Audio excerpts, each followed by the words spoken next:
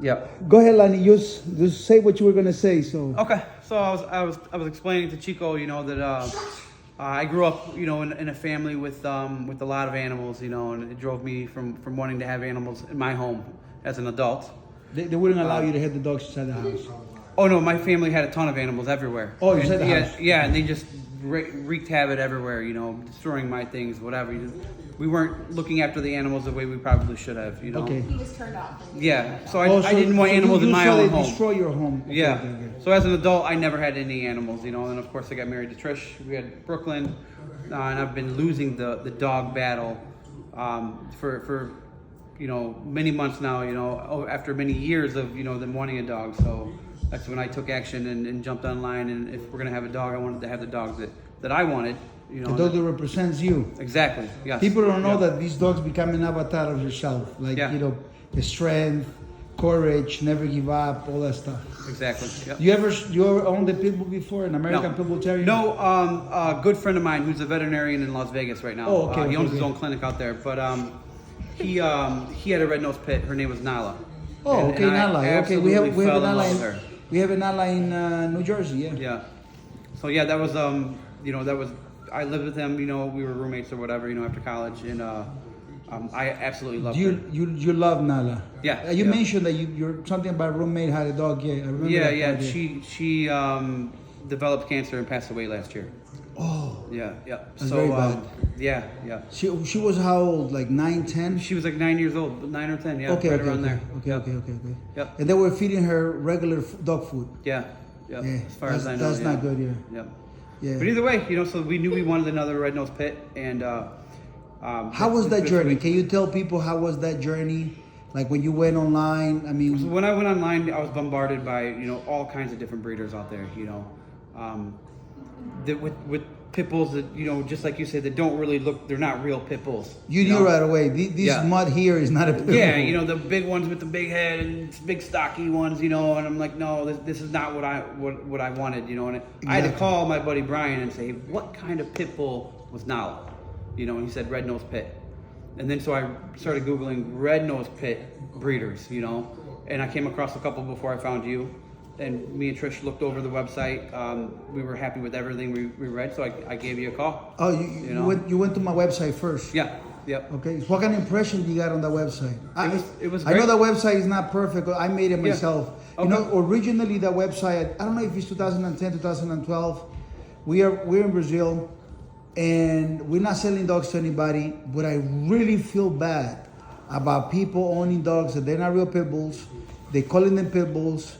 So I made that page. It's actually called therealpitbull.com. Originally, that's it was the one I came across. Yeah, exactly. It was American Pit Bull Terrier, but people don't even know them as American Pit Bull Terrier. They know them as pit bulls. Yeah. So I called it, the Yeah, real pit bull. and when I've been explaining to my friends and family what kind of dog we're getting, and then I say an American Pit Bull Terrier, they're like, what? Yeah, exactly. Then I'll say a red-nosed pit. Yes. And they're like, okay. She'll nip a little bit, and when she does, you can always correct her. Don't be afraid to correct her. Yeah. There's correction, ground rule setting, the stuff, just like in life with everything else. Yeah. So so that what was the experience? You called me and we talked for a little bit, I think. Yeah. I remember looking over your website, watching some of your videos with you. Yes. And I'm like, all right, we're gonna call Chico. And I left you a message. This guy's crazy, you said. Yeah, and then when I'm. His Instagram too. Yeah. Okay. And then my Instagram. What can you say about my Instagram? Well, we realized how many followers you had and that it was legit. Yeah. Oh yeah, we were legit. Yeah. Yeah, 100%. And you can All the tell a boxers lot of on celebrities there. follow us. Yes, Yeah. yes. They have our dog. They own That's our what dog. I said to him because I have I'm really into social media, and I'm like, he has a lot of followers, like a lot of legit followers. Yeah, we don't buy followers. Those are legit followers. Definitely. All organic, yes. Yeah. And then we found articles on ESPN, mentioning you. Yes, you and your dog. Yes. With And then, Canelo and Terrence we Crawford. knew for sure that this was, the real deal, and this is the route we wanted to go. Yeah, a real solid dog, a guy that really put his time behind it. There's a lot of people out there that they have a male, females, or end up with having a lot of males, a lot of females, breed some dogs, and make puppies. They call themselves breeders. Yeah. But the deep understanding behind genetics, and just like I showed you the pedigree of your puppy, that genetic building, that the technology behind it, how our toss came about is absolutely astonishing. the semen from 1993, bred into female that was made from frozen semen of a dog that was born in 2000. The semen was collected in 2003, which is 10 years later. The semen went to Sweden. Female is born 2006, and then in 2012, I'll take the female, bring it back to the semen of 1993. Mechanic buck is born. He's an explosion of great genetics. There's videos of that dog playing with children, just having an amazing time. A great producer. I mean, really everything that I dream of. I used to dream of that dog before I made it. And then when I told my friend Nicola Kovalchuk, I said, this leader here has the best dogs in Europe, maybe the best dogs in the world, grand champions and champion. And he took her. He tell people, he said, Chico told me. And he said, that leader right there is going to be awesome. And he said, everything I told him. Yeah. And then Atos grow up, become the dog he's supposed to be. Russians come in. You saw the video when the Russians, when the Ukrainians got him out of the burning buildings and everything. You got to see that video? I don't think so. Oh man, I got to show you the video. Okay. Her daddy was rescued by Ukrainian soldiers out of the city of Busha. Oh wow. Where he protected his home. You see, the city of Hitos is a war hero. Wow. Let me tell you, this story is fantastic. Listen, somebody is going to make a movie. Maybe I'm alive, maybe I'm dead, but somebody's going to make a movie about Atos. So this dog is like the greatest dog. His sister is amazing as well, title dog. Uh-huh. Putin was in Crimea, and all of a sudden he decides that he's going to go into Kiev. And so I keep telling my friend, he's coming to Kiev, make some preparation. No, he's not coming. He's just bluffing. He's not coming. Well, guess what? He is already in the border. He's coming and he will go through Busha, the city right next, like a satellite city of Kiev. Uh-huh. And he lives in Busha. And so when he left, he was going to take the dogs with him. He's one of the best attorneys in the entire city of Kiev. And he was taking the dogs with him and his children and his wife and his sister-in-law and everything. And all of a sudden, the neighbor comes and tells him, my son went to the war. And I think they didn't have no mother for the children. He says, can you please take my grandkids? I will feed your dogs so they can make space in the car. So my friend had to leave the dogs with him. So the Russians were in the city of Busha for a month and a half. And this guy will go sneak out and give some food to the dogs because they couldn't leave the houses. And kept the promise to keep them fed and everything. The dogs, they're not barkers until you come to the house. Mm-hmm. But they lost the battle. Busha was absolutely destroyed. They made a hole by a church which is very nearby, and an airport that was destroyed right nearby.